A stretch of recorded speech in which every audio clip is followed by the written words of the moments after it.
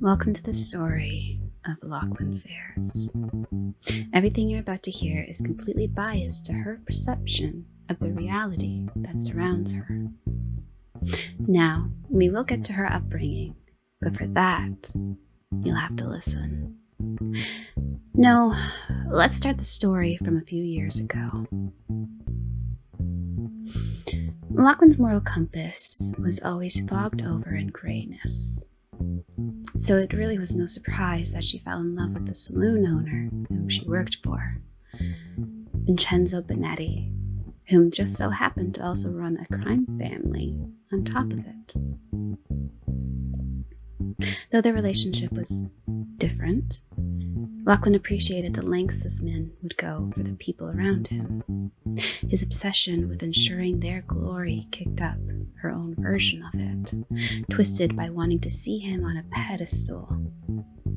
During this time, Lachlyn became close with the three people in particular from the family: Henry and George McCall, and her now stepdaughter, Roxy Moravia. They would listen to her strifes after a fight with Vincenzo without judgment or fear of what he'd do. It wasn't long before the boys took her under their wing as a little sister, and Roxy as though she were one of her own body and blood. Things began to go from gray to black, and the family decided they had enough. They didn't want to live this life anymore. They wanted to be better. They took Lachlyn away from Vincenzo to a secure fort and began trying to convince her of his insanity. Lachlyn, though listening, wasn't having it. Exhausted by the physical and emotional turmoil of living a life of crime, she began spiraling, screaming they didn't know him like she does. The night ended, and when the sun came up, a family meeting was called. Lachlyn didn't have a chance before the family turned and pointed all their guns up at her first husband.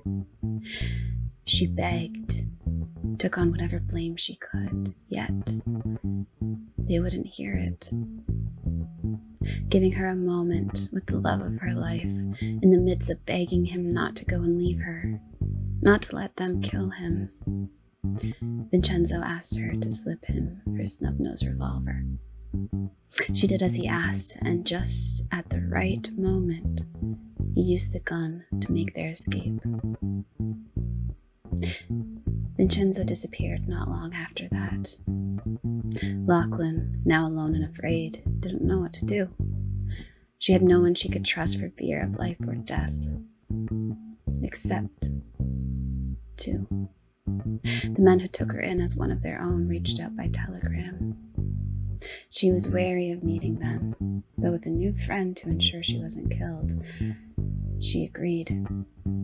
They sat and talked for hours. Henry and George pleaded with her to come. She took a few days, but ultimately agreed that this was no way to live. She knew she would never forgive the others for what happened, but she could forgive them as they forgave her.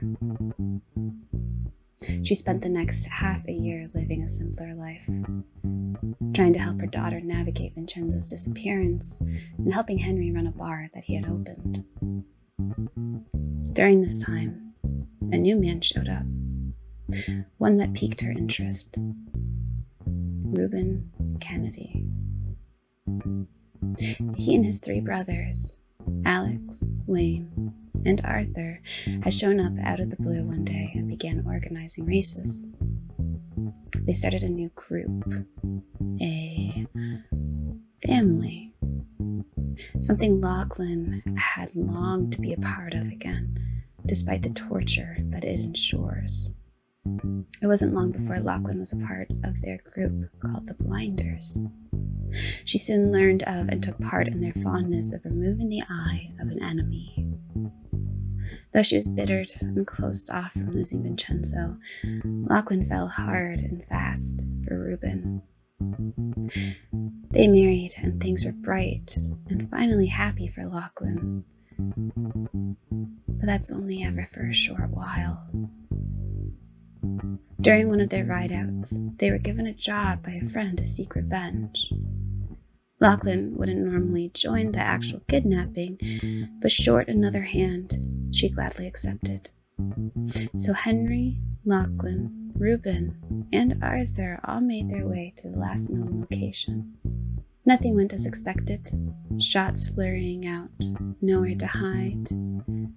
They were all separated, and now on the run. Deputies were searching high and low. Lachlyn and Reuben were able to sneak back to their little home and retrieve a couple items, but ultimately left most behind. They set back out that night, taking the train tracks as far as they possibly could. Lachlyn was sick several times on the road. She wasn't sure, but she had her assumptions. She began to feel thankful that she may finally be having a child born of her own body. Reuben had brought them to his home in Boston. Lachlyn hated the big city, but she was willing to learn to adapt, as long as they were together. She took up a job in a bar, and Reuben began coming home with pouches of coin as well, but he refused to talk about where it came from.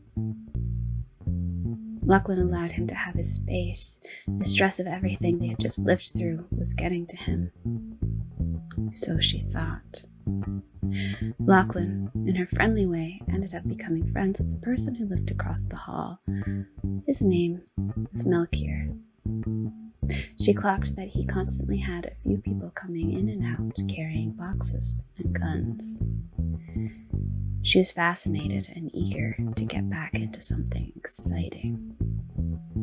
That eagerness was interrupted one day by a knock at the door. Reuben and Lachlyn had just sat down for dinner. A small spat between the two was about to ensue as several deputies broke down the door. Reuben, grabbing a gun he had kept sheathed under the table, began shooting. Lachlyn, in an attempt to save the life that she was carrying, ran for cover.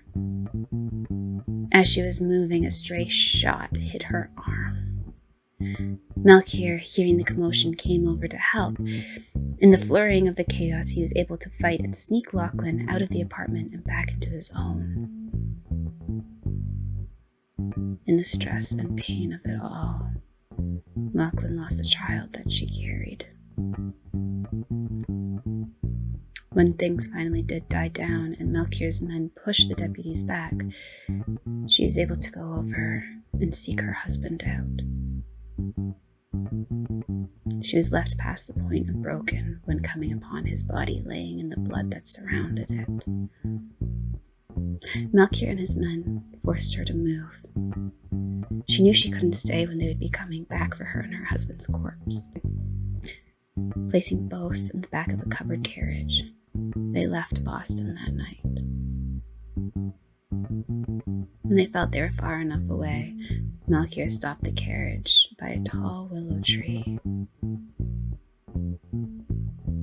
He gave Lachlyn her time as he began to dig the hole where now her second husband would lay. Lachlyn's mind was empty as she wailed, cursing the ground, the sky, cursing everything in sight that could have possibly led to this. They laid Reuben to rest under that tree.